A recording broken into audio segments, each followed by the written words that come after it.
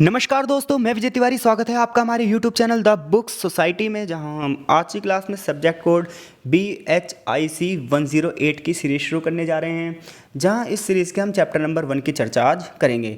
Chapter का नाम है हमारे 17वीं शताब्दी का यूरोपीय संकट। देखिए, जब हम 17th सेंचुरी की बात करते हैं तो हमारे सामने जो सन आने चाहिए वो सन आने चाहिए 1601 से लेकर 1699 तक के। इस चैप्टर को पढ़ने के बाद हम यही जानेंगे कि 17वीं शताब्दी में वो कौन सी घटनाएं थीं जिन घटनाओं की वजह से इस शताब्दी को, इस सेंचुरी को संकट का काल कहा जाता है। तो चलिए चैप्टर की स्टार्टिंग करते हैं, जहां चैप्टर की एक छोटी सी प्रस्तावना दी गई है। जहां प्रस्तावना को पढ़ने की कोई ज़रूरत नहीं है, प्रस्तावना हमें सिर्फ ये बता रही है कि जब हम यूरोप की हिस्ट्री पढ़ते हैं, यूरोप के इतिहास पर गौर करते हैं, तो हमें पता चलता है कि यूरोप का इतिहास उतार और चढ़ाव वाला इतिहास रहा है। यानी कभी यहाँ पर समृद्धि रही है तो कभी यहाँ पर विपन्नता आ जाती है। जैसे कि समय समय पर यूरोप आगे बढ़ता रहा, फिर कभी यहाँ पर महामारी आती रही जैसे कि ब्लैक डेथ, कभी जलवायु परिवर्तन होता रहा, यानी कभी हिमयुग आया, कभी गर्म युग आया, जिसकी चर्चा आगे की भी जाएगी, जिसके परिणामतः यूरोप हर 300-400 सालों में बदलता रहा। तो ऐसा ही आपकी प्रस्तावना कहती है। प्रस्तावना के बाद जो चैप्टर की स्टार्टिंग होती है वो ये होती है कि जो 17वीं शताब्दी का संकट था, उस संकट के बारे में अलग अलग इतिहासकारों की क्या क्या राय है। तो देखिए, कुछ इतिहासकार कहते हैं कि 17वीं शताब्दी का जो संकट था उसका प्रमुख कारण था आर्थिक कारण। जो इतिहासकार ऐसी विचारधारा देंगे उन्हें हम कहेंगे मार्क्सवादी विचारधारा, जबकि जो कुछ इतिहासकार ये कहेंगे नहीं, 17वीं शताब्दी का जो संकट था ना, इस संकट का प्रमुख कारण था 30 वर्षीय युद्ध, यानी कि धर्म। 30 वर्षीय युद्ध को हम धार्मिक युद्ध कहते हैं, हालांकि ये पूरी तरीके से धार्मिक युद्ध नहीं था। आगे चैप्टर में पढ़कर हमें ये बात पता भी चलेगी। तो वीडियो को अंत तक जरूर देखिए, क्योंकि महत्वपूर्ण जो प्रश्न है वो थोड़ी देर बाद ही शुरू होंगे। शुरुआत में सिर्फ चैप्टर का एक इंट्रोडक्शन दिया गया है। तो इस वाले पैराग्राफ में यही बताया गया है कि अलग अलग इतिहासकारों की अलग अलग राय है। इसी वजह से 17वीं शताब्दी के संकट को लेकर इतिहासकारों में सामान्य सहमति नहीं बन पाती है और इतिहासकारों के बीच में एक मतभेद की स्थिति आ जाती है। सबसे पहली बार 17वीं शताब्दी के संकट के बारे में बताने का जो प्रयास किया था वो वाल्टेयर ने किया था, जो कि फ्रांस के बहुत बड़े दार्शनिक थे। इसी उन्होंने 1756 में अपनी किताब में इस बात के बारे में लिखा था। 1950 के बाद तो बहुत सारे इतिहासकारों ने इसके बारे में लिखना शुरू किया और उनकी अपने अलग अलग मतभेद बन गए। ऐसे में जो ये विवाद है इसे हम 3 भागों में बांट सकते हैं। पहला मार्क्सवाद, दूसरा तर्कवाद और तीसरा जनसंख्या के आंकड़ों पर जो व्याख्याएं दी जाती हैं। तो देखिए, मार्क्सवादियों को क्या कहना था। मार्क्सवादियों का ये कहना है कि यूरोप में सामंतवाद चलता था, जिसकी वजह से क्या होता था, किसानों की स्थिति बहुत दयनीय थी। एक वर्ग बहुत बड़ा था और दूसरा वर्ग बहुत छोटा था। ऐसे में जो बड़ा वर्ग था, यानी कि जो अमीरों का वर्ग था, जो सामंती थे, बड़े बड़े ज़मींदार थे, ये छोटे छोटे लोगों का बड़े पैमाने पर शोषण करते थे, दास प्रथाएं चलती थी, जिसकी वजह से एक बहुत बड़ा भाग पीड़ित था। ऐसे में पीड़ित वर्ग जब अपने शोषण के खिलाफ आवाज़ उठाएगा तो राजनीतिक और आर्थिक व्यवस्थाएं चरमरा जाएंगी। देखिए, जब भी आपके सामने मार्क्सवाद का नाम आए ना आज के बाद, तो मार्क्स विचारधारा यही कहती है कि समाज में 2 वर्ग होते हैं। एक वर्ग होता है शोषित और एक होता है शोषक। शोषक वर्ग समाज में मजदूरों का शोषण करता है और पूंजीपति बन जाता है। तो मार्क्सवादी विचारधारा कहेगी 17वीं शताब्दी के संकट का कारण क्या था, आर्थिक कारण था, जिसमें बड़े बड़े सामंती, बड़े बड़े जमींदारी, बहुत बड़े पैमाने पर लोगों का क्या करेंगे, शोषण करेंगे, जिसके परिणामतः वो लोग अपने अधिकारों के लिए आवाज़ उठाएंगे और इसी वजह से शताब्दी संकट का काल बन जाएगी। जबकि कुछ लोग कहेंगे जी नहीं, ऐसा नहीं है। इस संकट का जो दूसरा कारण है वो कारण ये है, राजनीतिक कारण जिसे हम कहेंगे। इस शताब्दी में बड़े पैमाने पर विद्रोह हुए, बड़े पैमाने पर बगावत हुए, बड़े पैमाने पर बहुत सारे छोटे छोटे देशों ने अपने आप को अलग कर लिया और स्वतंत्र राज्य की परिकल्पना कर ली। इसके अलावा इस काल में पुनर्जागरण का भी प्रभाव देखा गया। देखिए, पहले यूरोप में पता, ये चौथे चैप्टर में हम पढ़ेंगे पुनर्जागरण क्या होता है। पहले यूरोप में ना धर्म बड़े पैमाने पर प्रभावित करता था लोगों को, लेकिन जैसे जैसे ज्ञान विज्ञान की खोज होती गई, लोग लॉजिकल बातें करने लगे, तो इसने यूरोप की राजनीति को पूरी तरीके से प्रभावित कर दिया। जहाँ यूरोप में पहले ना पॉप की सत्ता चलती थी। पॉप कौन होता था, क्रिश्चियनिटी में जिसे हम फादर कहते हैं, उस एक बहुत ही बड़ा धार्मिक गुरु होगा जो सारे के सारे क्रिश्चियन उसके आदेशों को फॉलो करेंगे, सारे जो चर्च हैं वो उसके आदेशों को फॉलो करेंगे। आज भी पॉप का पद होता है, लेकिन अब वो नाम मात्र का रह गया, लेकिन पहले पॉप राजा से भी ज़्यादा शक्तिशाली होता था। 17वीं शताब्दी के संकट में तीसरी जो बहुत बड़ी व्याख्या दी जाती है वो ये दी जाती है कि बड़े पैमाने पर विद्रोह हो रहे थे। इसके साथ साथ जो जनसंख्या थी वो भी तेज़ गति से बढ़ रही थी। आगे चलकर जनसंख्या का संकट आएगा और बड़े पैमाने पर लोग मारे जाएंगे। तो इस पैराग्राफ में यही बताया गया है कि 17वीं शताब्दी के संकट को लेकर इतिहासकारों की क्या क्या राय है। बात यह आती है 17वीं शताब्दी के संकट की उत्पत्ति होती कहाँ से है? कहीं से तो शुरुआत हुई होगी। तो देखिए 17वीं शताब्दी का जो संकट है ये ना 16वीं शताब्दी के अंत में शुरू हो चुका था। लिखा हुआ है आपकी किताब में 17वीं शताब्दी के संकट में क्या क्या हुआ।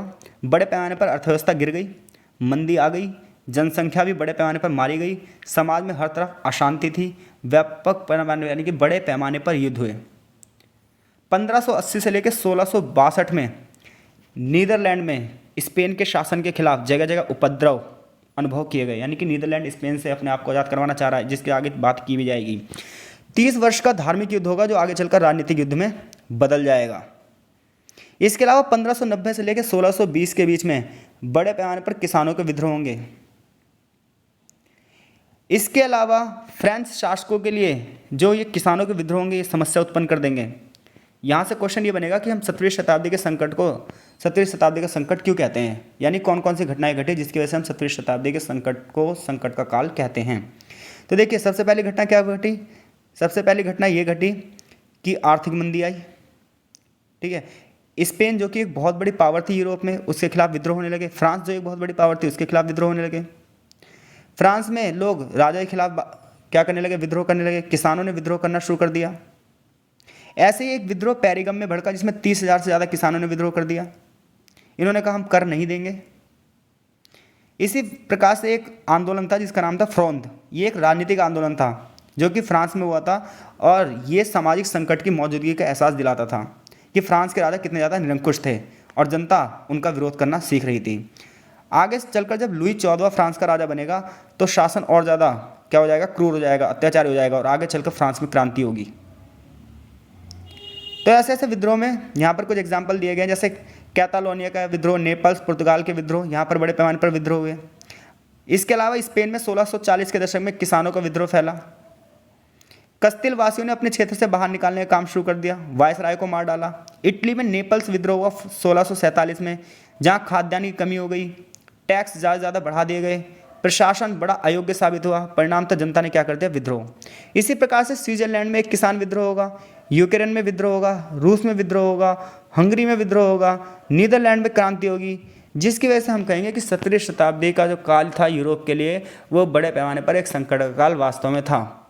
तो अगर क्वेश्चन आता है 17वीं शताब्दी के संकट को संकट का काल क्यों कहा जाता है, तो 17वीं शताब्दी के समय को संकट का काल इसलिए कहा जाता है, ये सारी घटनाएं इसमें घटी थी। पॉइंट टू पॉइंट हम उसमें बता देंगे। आगे चैप्टर में ये बताया गया हमें कि जो ये संकट थे, यानी 17वीं शताब्दी का जो संकट था, इसे हम कितने भागों में बांट सकते हैं। तो 17वीं शताब्दी के संकट को मुख्यतः 4 भागों में बांटा गया है, जहाँ सबसे पहले जनसांख्यिकी संकट के बारे में चर्चा की गई है। कह रहा है कि 16वीं शताब्दी के अंत तक यूरोप की आबादी बहुत तेज़ी से बढ़ी। इसके बाद ना एकदम से आबादी थम गई। कुछ क्षेत्रों में तो ना आबादी का ठहराव सा आ गया था। कुछ क्षेत्रों में जो जनसंख्या वृद्धि थी वो बहुत तेज़ गति से घटने लगी। हालांकि जो ये आंकड़े हैं ये बिल्कुल सही नहीं है, ये सिर्फ क्या है, अंदाजे पर हैं, क्योंकि जनगणना वगैरह तो उस समय पे होती नहीं थी। और इतिहासकार आज जो बातें करते हैं वो जनगणना के आधार पर निर्भर करते हैं, लेकिन उस समय आंकड़े बिल्कुल सही नहीं थे। जब हम उत्तरी यूरोप के कुछ देश जैसे नीदरलैंड की बात करते हैं, नॉर्वे की बात करते हैं, स्वीडन की बात करते हैं, इसके अलावा 30 वर्षीय युद्ध जो हुआ, यानी कि 30 सालों का जो युद्ध हुआ, बड़े पैमाने पर आबादी मारी गई। 35 से 40% आबादी मारी गई इस धर्म युद्ध में, जिसकी बात आगे चैप्टर में की भी जाएगी। घनी आबादी वाले जो राज्य थे जैसे कि सैक्सनी, ब्रैंडनबर्ग, बवेरिया, इनकी भी आधी आबादी बिल्कुल नष्ट हो चुकी थी। पोलैंड में भी यही हाल हुआ, स्पेन में भी यही हाल हुआ। स्पेन की तो बात बताई जाती है कि 1587 से लेकर 1650 के बीच में 70,68,000 जनसंख्या थी, घटकर 50,25,000 रह गई, यानी कि लगभग 20 लाख लोग मारे गए। दक्षिणी यूरोप की आबादी भी इसी तेजी से गिरी। दूसरी ओर यूरोप के कई अन्य भाग ऐसे थे जहां पर आबादी तेजी से बढ़ रही थी, जैसे कि उत्तरी यूरोप में जो निचले देश थे, इंग्लैंड थे, यहाँ पर तो आबादी बढ़ रही थी, जबकि यूरोप के ज़्यादातर देशों में आबादी घट रही थी। तो आबादी घटने का पहला कारण क्या था? आबादी घटने का पहला कारण था जो ये 30 वर्षीय युद्ध हुआ, जिसमें बड़े पैमाने पर लोग मारे गए। इसके अलावा बड़े पैमाने पर विद्रोह हुए। बड़े पैमाने पर कृषि में संकट आया, जलवायु परिवर्तन हुआ, भूख से बहुत सारे लोग मरे। यहाँ पर एक इतिहास, एक ना बहुत बड़े जो अर्थशास्त्री हैं, ज्योग्राफर भी कहा जाता है इन्हें, राजनीति में भी पढ़ा जाता है, इतिहास में भी पढ़ा जाता है, अर्थशास्त्र में भी पढ़ा जाता है, माल्थस। माल्थस ने ना सिद्धांत दिया था यूरोप की जनसंख्या के बारे में, बल्कि विश्व की जनसंख्या के बारे में, कि जितनी तेज गति से जनसंख्या बढ़ रही है उतनी तेज गति से खाद्यान्न का उत्पादन नहीं होगा और एक दिन लोग भुखमरी से मरेंगे। तो माल्थस का सिद्धांत ये बताता है कि जनसंख्या अगर मर भी रही है, यानी कि जनसंख्या कम भी हो रही है, तो कोई बड़ी बात नहीं है, क्योंकि ये चक्र लगातार चलता रहता है कि जनसंख्या बढ़ेगी, फिर एकदम से घटेगी, फिर एकदम से बढ़ेगी, फिर एकदम से घटेगी।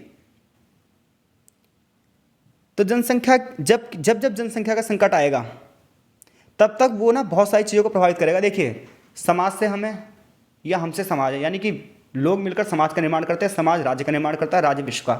तो पता है क्या, अगर व्यक्ति प्रभावित होगा तो सारी संस्थाएं अपने आप प्रभावित होती जाएंगी।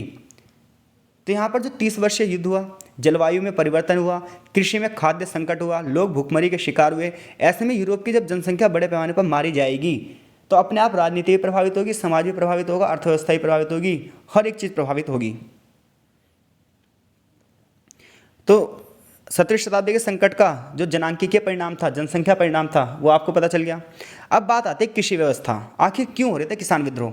तो देखिए, जब भी किसान विद्रोह होंगे उसका मतलब ये होगा कि किसानों से बड़े पैमाने पर कर की वसूली की जा रही है, बड़े पैमाने पर उनसे लगान लिया जा रहा है, इसके अलावा उनसे बेगारी यानी कि बिना पैसे दिए काम करवाए जा रहे हैं, बंधुआ मजदूरों जैसा उनका जीवन कर दिया गया है। तो किसान विद्रोही तो करेगा। यहाँ पर भी यही बात की जाएगी। कह रहा है कृषि की स्थिति आबादी पर निर्भर होती है। अगर आपके पास टेक्नोलॉजी नहीं है तो कृषि आबादी पर निर्भर है, क्योंकि मानव श्रम ज़्यादा लेगी, और अगर आपके पास टेक्नोलॉजी है तो उसे यूज़ करने के लिए भी जनसंख्या की जरूरत पड़ती है। यानी कृषि का विकास दो चीज़ों पर निर्भर करता है, एक जनसंख्या पर और दूसरा टेक्नोलॉजी पर। अब हम यूरोपीय कृषि के जब आंकड़ों को देखते हैं, हालांकि आंकड़े बिल्कुल सही नहीं है, बट फिर भी हम फ्रांस के बारे में जैसे देखें, इंग्लैंड के बारे में देखें, जो भी लेखकों ने लिखा है उसके आधार पर जब हम देखें तो हमें पता है कि इस समय यूरोप में सामंतवाद चल रहा था, जिसकी वजह से जो किसानों की स्थिति थी वो बहुत ज़्यादा क्या हो चुकी थी, गिर चुकी थी। इसके अलावा और भी समस्याएं थीं। समस्याएं ये थी, भूमि की गुणवत्ता बड़ी कमज़ोर थी, भूमि सुधार के लिए कोई कार्यक्रम नहीं चलाए गए, परिणामतः उत्पादन कम होने लगा, मिट्टी में उत्पादकता की कमी गिरने लगी, पहाड़ी ज़मीनें जो थी वो पथरीली ज़मीनें जो थी जिसमें खेती हो ही नहीं सकती थी, जिसकी वजह से खेती की ज़मीनें भी सीमित थीं। इस क्षेत्र में फलों के बागान और भेड़ पालन कार्य अधिक होते थे, लेकिन वो भी आगे चलकर गिरने लगे। वनों की कटाई बड़े पैमाने पर होने लगी। दक्षिण और पूर्व के जितने भी देश थे सब में सामंतीवादी प्रथा चल रही थी। फ्रांस की बात की जाए तो बड़े पैमाने पर कृषि क्षेत्र का पतन हो रहा था, नहीं हो रहा था, इसके बारे में इतिहासकारों की कोई राय नहीं है। कृषि व्यवस्था पे कुल मिलाकर दबाव पड़ रहा था, और जो बड़े बड़े जमींदार थे, बड़े बड़े जो भूमिपति थे, इनके विरुद्ध सुरक्षा प्रदान की गई थी, इन्हें बहुत सारे चीज़ों से छूट दे रखी थी, इनके अपने अपने किले होते थे जिसमें बड़े पैमाने पर लोग काम करते थे। आगे चलकर फ्रांस में उत्पादकता गिर गई और खाद्यान्न संकट उत्पन्न हो गया।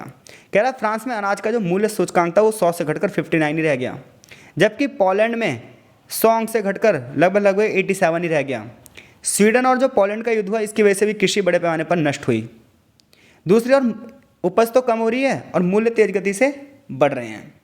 इंग्लैंड, बेल्जियम और ऑस्ट्रिया की बात की जाए तो लगभग 150% रेट बढ़ चुके थे, और इधर जब 30 वर्षीय युद्ध होगा तो रही सही कसर और ख़त्म, कृषि पर और विनाशकारी प्रभाव पड़ेंगे, अब मूल्य और ज़्यादा गिर जाएंगे।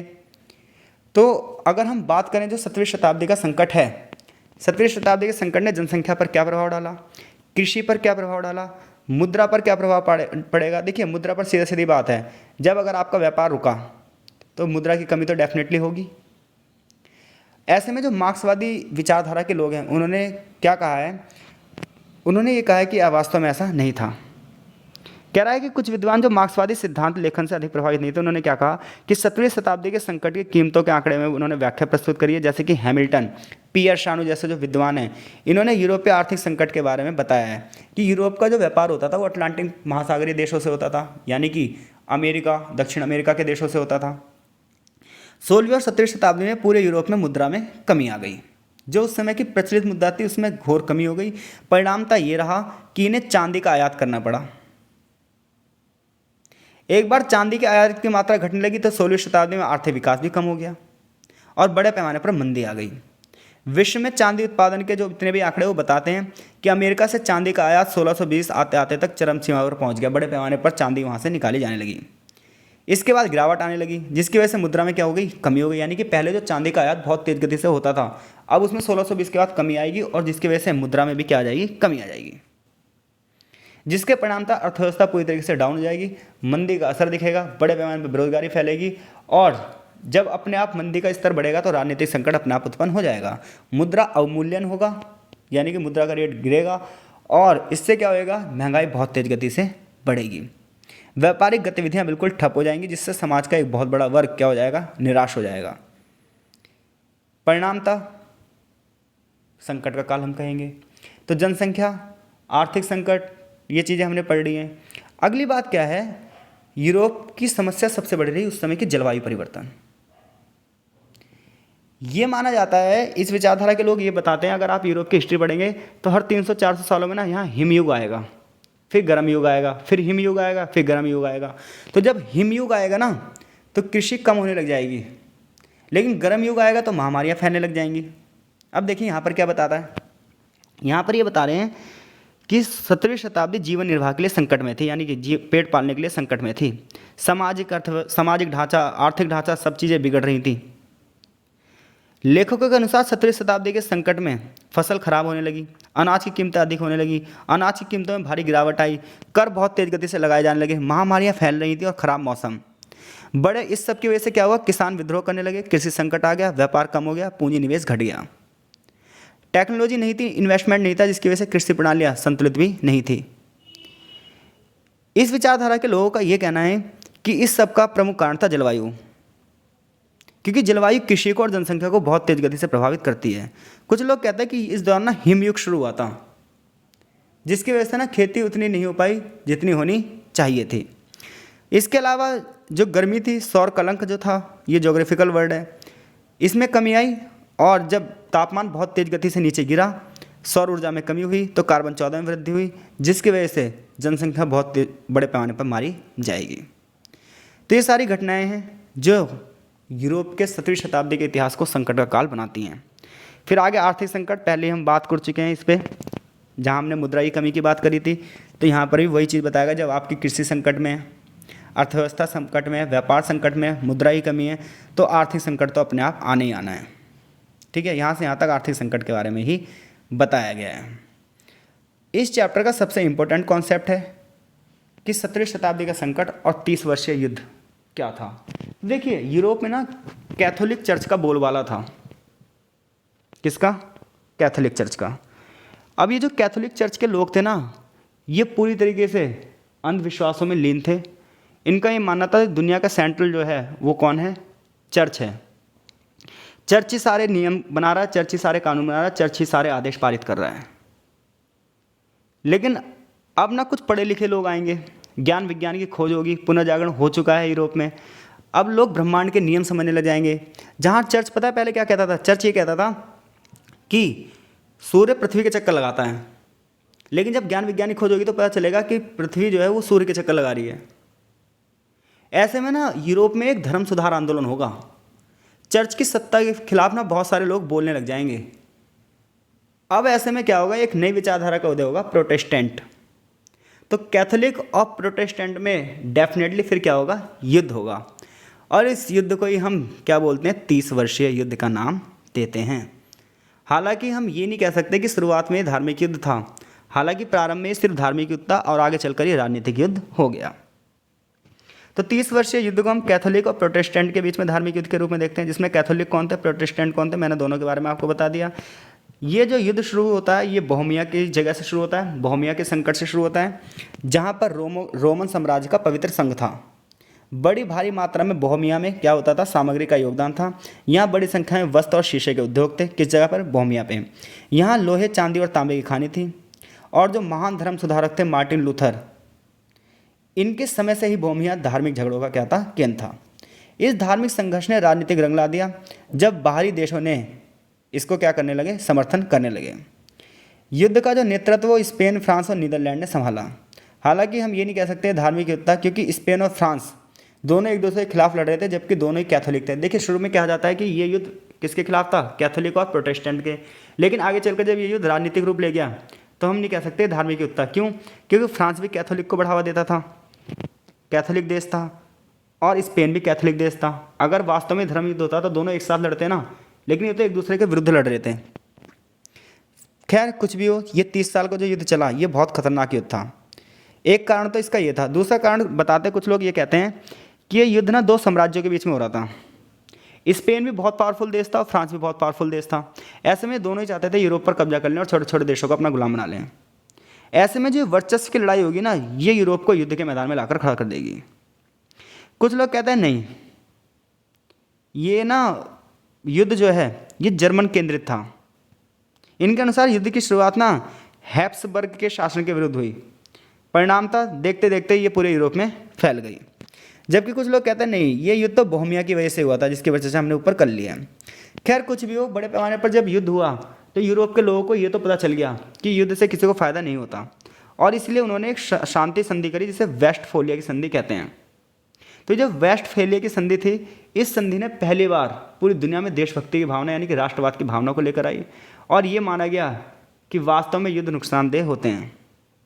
वेस्टफेलिया की संधि पे अलग से ही वीडियो में बनाऊंगा, आप वहाँ पर देख सकते हैं। हमारे कोर्स में इतनी ही है। यहाँ पर क्या हुआ, क्योंकि ना जो 17वीं शताब्दी में ये युद्ध हो रहा था 30 साल का, ये बड़ा खतरनाक युद्ध था, बड़ा विध्वंसक युद्ध था। आज यहाँ युद्ध हो रहा है, कल कहीं और हो रहा है, यानी कि युद्ध के मैदान बहुत तेज गति से बदल रहे हैं, जैसे मौसम बदलता है। तोपखाना और गोला दागने की क्षमताएं तेज गति से बढ़ रही हैं, युद्ध आक्रामक और खतरनाक हो गए हैं। ऐसे में इस युद्ध को समाप्त करने के लिए कौन सी संधि की गई है? वेस्टफेलिया की संधि की गई है। तो प्रोटेस्टेंट और कैथोलिक के बीच में जो सुलह और शांति का नया आधार आया इस संधि के बाद। ऑक्सबर्ग भी शांति समझौता भी किया गया। चर्च की संपत्ति जो भी जब्त की गई थी वापस लौटा दी गई, और जो प्रोटेस्टेंट अनुयायियों की संपत्ति थी वो भी वापस लौटा दी गई। इसके अलावा धार्मिक भाईचारे को बढ़ावा दिया गया। 30 वर्षीय युद्ध का सबसे महत्वपूर्ण परिणाम यह था, रोमन साम्राज्य जो था वो पूरी तरीके से बट गया। साम्राज्य के विघटन का नतीजा ये हुआ कि जर्मनी अब बड़ा राज्य बन जाएगा। जर्मनी की शक्ति बहुत तेज गति से आगे बढ़ेगी और फर्स्ट वर्ल्ड वॉर का एक कारण बनेगी, जो कि आगे चैप्टर में हम पढ़ेंगे। अब हम ये बात करते हैं, देखिए हमने 30 वर्षीय युद्ध की बात कर ली, और हमने ये भी बात कर ली कि 17वीं शताब्दी के संकट को संकट क्यों माना जाता है, उसके क्या क्या कारण थे। अब बात ये आती है कि भूमध्य सागर के जो देश हैं स्पेन और इटली, इनका ह्रास कैसे होगा, इनकी शक्ति कैसे घट जाएगी। तो सबसे पहले हम बात करते हैं स्पेन की। देखो जो स्पेन है ना, 16वीं शताब्दी में स्पेन का दबदबा यूरोप पर था। यूरोप के अंदर और यूरोप के बाहर बहुत शक्तिशाली साम्राज्य था। कौन? स्पेन। उसके विशाल औपनिवेशिक जो क्षेत्र थे वो अटलांटिक महासागर के पार थे। उसकी संपन्नता धन दौलत के वो स्रोत थे जो उन्हें अमेरिका के देशों में, अमेरिका महाद्वीप के देशों में जिन देशों को उसने गुलाम बनाया था, वहाँ से बड़ी मात्रा में खनिज लेकर आता था स्पेन। इसने अपने जहाजरानी उद्योग को बढ़ावा दिया। बड़े पैमाने पर सोने और चांदी इसके पास आते थे। यूरोप में हैप्सबर्ग वंश के अधीन, यानी कि स्पेन पर साम्राज्य किसका था? हैप्सबर्ग का। उसमें नीदरलैंड, ऑस्ट्रिया व जर्मनी और इटली के कुछ राज्य शामिल थे। यदि साम्राज्य के आकार की शक्ति से नापा जाए तो 16वीं सदी में स्पेन अपने गौरव के चरम बिंदु पर था, यानी कि सबसे ऊपर था स्पेन। स्पेनिश शक्ति के ह्रास के क्या कारण थे, इसके बारे में विद्वानों ने अलग अलग व्याख्या दी है। यानी कि स्पेन की बात की जाए तो इतना दबदबा था, इतना पावरफुल था स्पेन। तो कह रहा है स्पेन की जो पतन शुरू हुआ, स्पेन का जो नष्ट होना शुरू हुआ, स्पेन का जो नीचे गिरना शुरू हुआ, उसके बारे में ये कहा जाता है, जो बताते हैं लेखक, उनको ये कहा जाता है कि वो ऑर्बिस्ट्राज कहलाते हैं। यानी कि स्पेन के ह्रास के बारे में जो लेखक अपना लेख प्रस्तुत करते हैं उन्हें क्या कहा जाता है? ऑर्बिट्री स्टाज। इन्होंने स्पेन के शासकों को भावी मुश्किलों से सचेत कराया और सरकार की नीतियों में परिवर्तन का सुझाव दिया। लेकिन स्पेन की सरकार कहाँ मानने वाली थी? तभी तो स्पेन का क्या होगा? पतन होगा। जब हम स्पेन के पतन के समय की बात करते हैं तो अलग अलग लोग अलग अलग कहते हैं। कुछ लोग कहते हैं कि 1550, कुछ कहते हैं 1640, कुछ कहते हैं नहीं 1620। खैर कुछ भी हो, सन 1600 के बाद इसका पतन शुरू हो गया था। किसका? स्पेन का। तो स्पेन के पतन का कारण क्या था? एक तो उसका व्यापार कम हो गया, जनसंख्या बहुत तेजी से उसके यहाँ घटी, बड़े पैमाने पर युद्धों में शामिल हुआ। इसके अलावा कुछ लोग कहते हैं ना स्पेन का पतन होना एक नाटकीय खेल था, लेकिन ऐसा नहीं है। बहुत सारी घटनाएं थी जिन्होंने स्पेन को इस तरीके से प्रभावित किया, जिसकी चर्चा हमने ऊपर कर ली है। कुछ लोग कहते हैं कि पूरे स्पेन का पतन नहीं हुआ, केवल उसके कुछ क्षेत्रों का ही पतन हुआ है। ठीक है, कई इतिहासकारों का मानना है कि पतन वास्तव में स्पेन के केवल कुछ राज्यों तक ही सीमित था, पूरे क्षेत्र तक नहीं था। जे इजराइल का मानना है कि वेलेचिया राज्य में 16वीं सदी में विकास और विस्तार दोनों बढ़ रहे थे, लेकिन 17वीं शताब्दी में पतन शुरू हो चुका था। स्पेन का जो सबसे बड़ा राज था उस समय का वो था कस्तिल, वहाँ पर भी ऐसे हुआ, शुरुआत में आगे बढ़ा और फिर बाद में गिरना शुरू हो गया, आगे चलकर कस्तिल का पतन हो गया। तो स्पेन के पतन के बारे में इतिहासकारों की अलग अलग राय हैं। 17वीं सदी के स्पेनिश संकट के बारे में अर्ल जे हैमिल्टन ने भी जो कहा है वो ये कहा है कि चांदी के आयात की बहुत बड़ी भूमिका थी। पहले चांदी का बड़े पैमाने पर आयात कर रहा है वो अमेरिकी देशों से, लेकिन आगे चलकर चांदी का आयात कम होगा और मुद्रा में कमी आ जाएगी। अब स्पेन व्यापार नहीं कर पाएगा, उधर कृषि विद्रोह हो रहे होंगे, कृषि संकट हो रहे होंगे, ये सारी घटनाएं होगी जो स्पेन के पतन में एक महत्वपूर्ण योगदान देंगी। कुछ विद्वान स्पेन के पतन के लिए वहाँ के समाज को जिम्मेदार मानते हैं। वो कहते हैं इतना बड़ा साम्राज्य था लेकिन वहाँ के लोगों के अंदर देशभक्ति की भावना नहीं थी। उसका आर्थिक विकास बहुत ज़्यादा हो सकता था लेकिन उन्हें अवसर गवा दिया, क्योंकि देखिए जो समाज शिक्षित नहीं होगा, जो समाज वक्त देखकर चोट नहीं मार पाएगा, वो समाज कभी आगे नहीं बढ़ पाएगा। और स्पेन के साथ भी बिल्कुल ऐसे हुआ। इंग्लैंड के अगर लोगों की बात की जाए ना, इंग्लैंड में जो बड़े बड़े लोग थे, इंग्लैंड के जो व्यापारी वर्ग थे, वो हर चीज़ में रुचि लेते थे, लेकिन स्पेन के लोगों ने ऐसा नहीं किया, जिसकी वजह से स्पेन नीचे गिरता गया और ब्रिटेन ऊपर उठता गया। यानी कि पहले जो पावरफुल था ना वो स्पेन था, स्पेन की शक्ति छीन होती गई और ब्रिटेन की शक्ति बढ़ती गई, और ब्रिटेन और फ्रांस आगे चलकर यूरोप को कंट्रोल कर लेंगे। तो कुछ का कहना है आर्थिक कारणों से हुआ, कुछ का कहना है राजनीतिक कारणों से हुआ, कुछ का कहना है सामाजिक कारणों से हुआ, कुछ का कहना है जनसंख्या के कारणों से हुआ। स्पेन की जो सरकार थी वो कृषि के प्रति भी ज़्यादा कुछ ठीक ठाक नहीं थी, कृषि को नज़रअंदाज करते थे, केवल और केवल व्यापार उद्योग को बढ़ावा देना चाहते थे। परिणामतः अनाज की कमी होने लगी। स्पेन के शासकों ने कृषि के प्रति निरंतर जो नीति अपनाई वो ग्रामीण किसानों को मदद की, लेकिन उसका उन्हें फ़ायदा उतना नहीं मिल पाया। कुछ इतिहासकार औद्योगिक हालातों के बारे में बताते हैं कि स्पेन औद्योगिकरण को तो बढ़ावा दे रहा था लेकिन मजदूरों की तरफ ध्यान नहीं दे रहा था। ये माना जाता है कि मजदूरों की कमी अनुभव हुई, जिसकी वजह से औद्योगिक पतन हो गया, क्योंकि यहाँ पर दास व्यापार कम हो जाएगा जब हम हिस्ट्री को और डीपली पढ़ेंगे। तो जो पहले 13,000 पीस बनते थे वस्त्रों के, वो अब केवल 3,000 पीस बन रहे हैं, क्योंकि मजदूरों की कमी बहुत तेज गति से हो चुकी है। इधर जब स्पेन में मजदूरों की कमी होगी, कपड़ों का जो निर्माण है वो कम हो जाएगा, तो उधर डच और इंग्लैंड ये बड़े पैमाने पर कपड़े का निर्यात करने लग जाएंगे, जिसकी वजह से कपड़ा उद्योग पर इंग्लैंड और डचों का नियंत्रण हो जाएगा। इसके अलावा स्पेन का सबसे बड़ा जो उद्योग था वो था जहाज़ों का। बड़े पैमाने पर शिप बनाए जाते थे यहाँ पर, और पोत का मतलब शिप है, जिसका विकास 16वीं शताब्दी में हुआ। यानी कि जहाजरानी उद्योग को इन्होंने अपने नियंत्रण में कर लिया। लेकिन आगे चलते चलते इस उद्योग में ना इंग्लैंड आगे बढ़ जाएगा और स्पेन निम्न स्थिति पर आ जाएगा।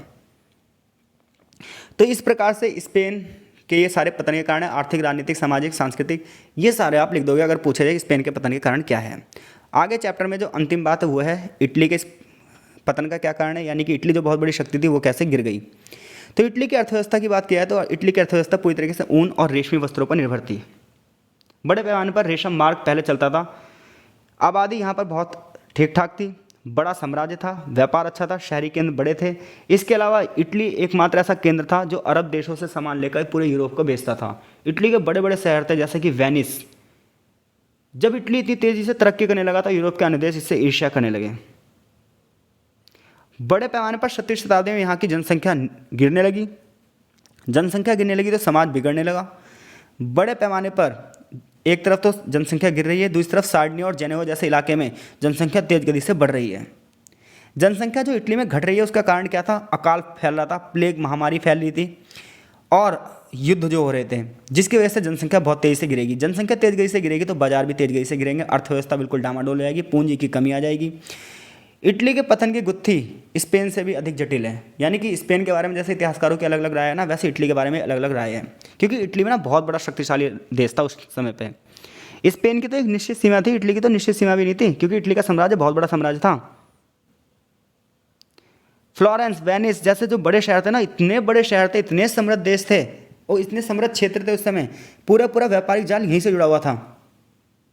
सामंतवादी शासन चलेगा यहाँ पर और इटली अर्थव्यवस्था में आगे बढ़ता ही चला जाएगा अन्य यूरोपीय देशों के मुकाबले। यहाँ के शहरी क्षेत्रों की आबादी भी बहुत तेज गति से बढ़ने लग जाएगी। इसके अलावा समुद्र में यानी कि नेवी पावर इनकी बहुत तेज गति से बढ़ेगी। भूमध्य सागर पर अपना नियंत्रण कर लेंगे, जैसे कि मैंने बताया कि अरब देशों से सामान लेंगे और यूरोप में जाकर बेचेंगे। रेशम और ऊन उद्योग बहुत तेज गति से आगे बढ़ेंगे। लेकिन जब संकट का काल आएगा तो इसकी 1/3 आबादी मर जाएगी। 1575 से लेकर 1570 तक प्लेग की महामारी यहाँ आएगी और आधी आबादी इसकी खत्म। सबसे बड़ा पतन का कारण, जैसे कि कोविड-19 के दौरान आपने देखा होगा, पूरे विश्व में आर्थिक मंदी आ चुकी है। तो ऐसी यहाँ पर जो प्लेग की बीमारी फैलेगी, इसके परिणामतः इटली की जो अर्थव्यवस्था वो डामाडोल हो जाएगी। लेकिन हम ये कहें कि इटली का जो पतन हुआ है केवल प्लेग की महामारी से हुआ है, तो ये चीज़ें भी गलत हैं। शासन व्यवस्था और समाज की भी वहाँ पर कमियाँ रही है। इटली के पास प्राकृतिक संसाधन कम थे, जिसकी वजह से ना उसे ज़्यादातर चीज़ें आयात करनी पड़ती थीं। लेकिन जब गृह युद्ध में फंस जाएगा, अन्य महाशक्तियाँ उधर इंग्लैंड फ्रांस का उदय होने लग जाएगा, तो ये जो बाहर से कच्चा माल आयात करता था वो कम हो जाएगा, जिसकी वजह से निर्मित सामान भी कम हो जाएगा, और जिस निर्मित सामान के दम पर इसकी अर्थव्यवस्था चल रही थी वो अर्थव्यवस्था डामाडोल हो जाएगी। तो इटली के पतन की कोई एक तस्वीर कहनी बड़ी गलत होगी कि केवल अर्थव्यवस्था की वजह से हुआ, कुछ चीज़ की वजह से, ऐसा नहीं। राजनीतिक भी कारण थे, भौगोलिक एकता के अभाव था यहाँ पर। इटली का साम्राज्य इतना बड़ा था, लेकिन लोगों के अंदर इटली के साम्राज्य के प्रति वो राष्ट्रभक्ति नहीं थी जैसी ब्रिटेन के लोगों में थी। कृषि क्षेत्र में लगातार यहाँ पर विद्रोह होगा, परिणामतः इटली का भी ह्रास हो जाएगा। तो इटली और स्पेन के ह्रास के क्या क्या कारण थे आप बता दोगे, इनके पतन के क्या क्या कारण थे आप बता दोगे। 17वीं शताब्दी का संकट, उसके परिणाम क्या होंगे, जिस पर हमने पहले ही चर्चा कर चुके हैं कि बड़े पैमाने पर आबादी घट जाएगी, कृषि का उपज कम हो जाएगी, व्यापार बड़े पैमाने पर कम हो जाएंगे, और इन्हीं सभी कारणों से हम क्या कहेंगे, इसके अलावा 30 वर्षीय युद्ध होगा, गृह युद्ध बहुत सारे चलेंगे, विद्रोह में बहुत सारे लोग मारे जाएंगे। इन सभी की वजह से हम 17वीं शताब्दी के संकट को यूरोप के लिए क्या कहते हैं, संकट का काल। तो यहाँ से यहाँ तक यही बताया गया है जो हम पहले से ही पढ़ चुके हैं। आई होप सो इस चैप्टर से कोई भी प्रश्न आएगा, आगे चैप्टर में एक निष्कर्ष दिया है, इस चैप्टर से कोई प्रश्न आएगा तो इस प्रश्न का उत्तर देने में हम सक्षम हैं। कमेंट करके मुझे बताइए आपको वीडियो कैसी लगी। अगर वीडियो आपको समझ में आ रही है तो अगले चैप्टर की वीडियो भी बहुत जल्दी बनाई जाएगी। आपका बहुत बहुत धन्यवाद।